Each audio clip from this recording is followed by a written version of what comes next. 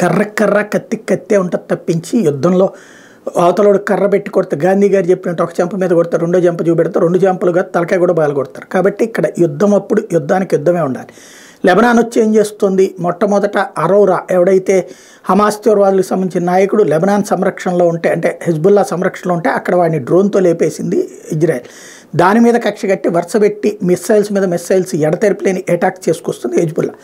దానికి ప్రతీకారంగా ఇజ్రాయెల్ ఏం చేసింది, హిజ్బుల్లాకు సంబంధించినటువంటి స్థావరాలని కూల్చేసింది, పేల్చేసింది.